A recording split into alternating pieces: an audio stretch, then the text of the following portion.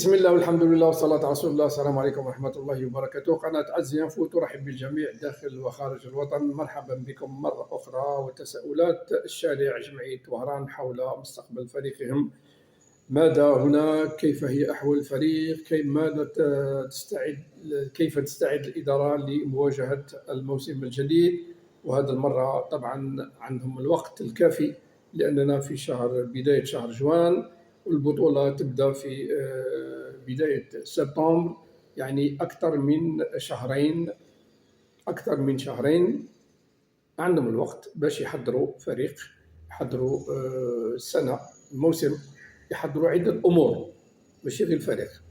بالعكس العام اللي فات وين الإدارة جات على ديرنيير مينوت والليكيب بدات لا بريباراسيون ا 2 سيمان دو لا كومبيتيسيون. هذا العام الوقت راه كافي والحمد لله. الإدارة عندها الوقت باش تستعد لتحضير الموسم الجديد بإذن الله. ولكن لحد الساعة ومنذ نهاية البطولة القسم الثاني أكثر من أسبوعين ما كان حتى حاجة جديدة.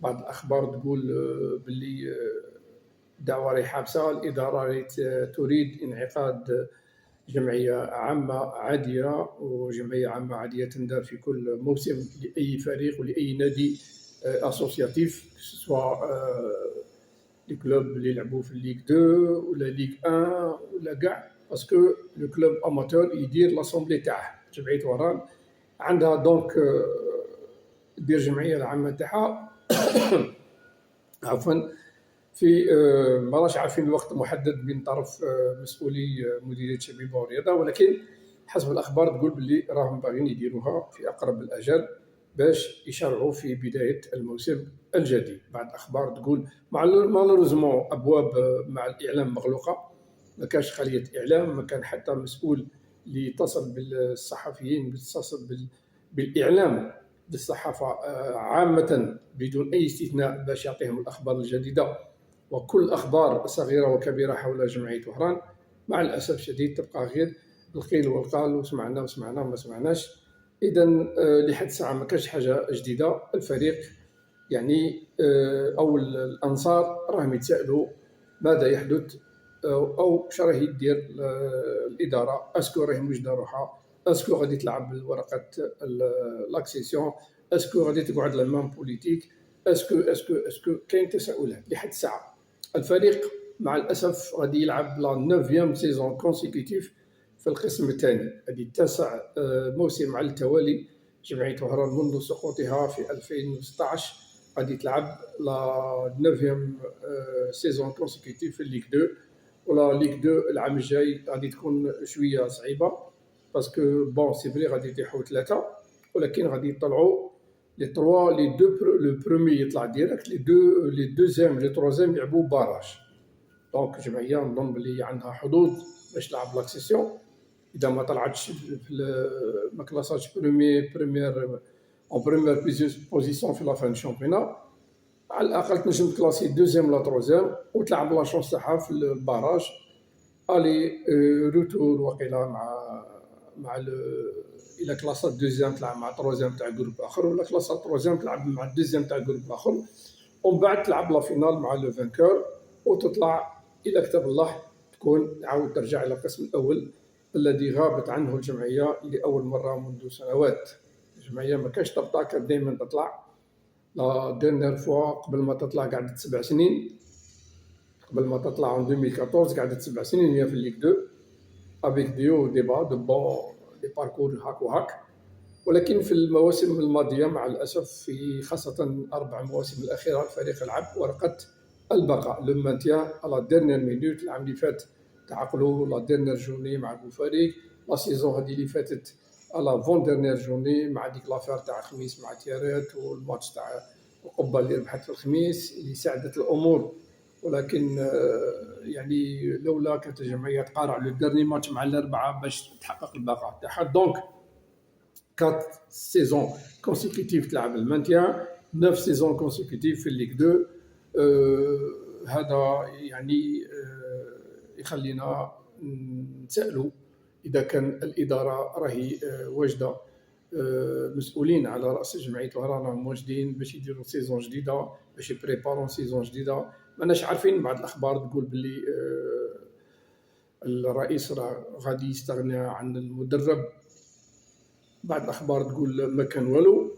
كاين بعض المقربين من الإدارة تاع جمعية وهران قالوا باللي 100% المدرب ما غاديش يقعد، وبعض منهم يقول لك غادي يقعد، والبعض يقول لك ماناش عارفين. دونك لحد الساعة مع الأسف درت أنا هاد الحصة خاصة على جمعية وهران، متسائلا حول الوضعية وماذا يحدث، كيف سيكون مستقبل جمعية وهران في للموسم المقبل بحول الله. الكل ينتظر، كل الأنصار ينتظرون في الإجابة، ينتظرون في ردة فعل الإدارة، ينتظرون خبر جديد، أخبار حول تعيين المدرب، ولا المدرب يقعد ولا ما يقعدش، وتعيين اللاعبين الجدد يروحوا ليفيكتيف هذا اللي فات، اسكو غادي يقعدوا منه ولا ما يقعدوش منه.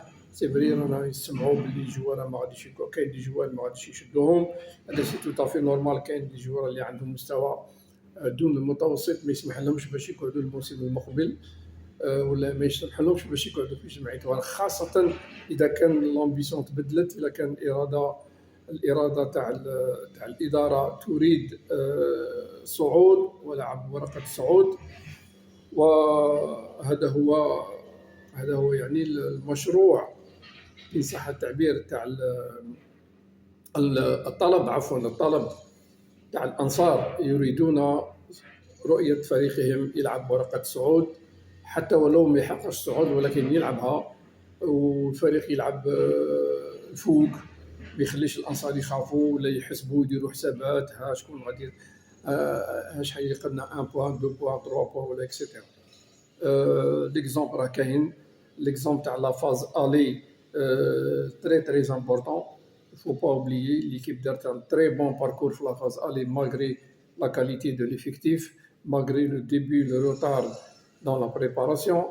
Malheureusement في la deuxième partie الفريق يعني قعد حبس en panne، دار دو موفي ريزولتا، وين قارح حتى لا ديرنيير جورني باش حصل على 17 نقطة وكمل البطولة ب 40 نقطة وفي مرتبة مشرفة.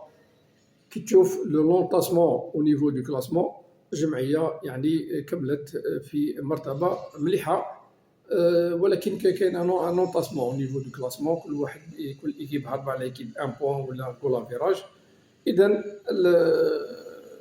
هذا هو تساؤلات تاع جمعية وهران، تساؤلات داخل جمعية وهران، تساؤلات تاع الأنصار، وحنا من جهتنا يعني ما عندناش أي خبر جديد حول الفريق وماذا يحدث داخل الفريق،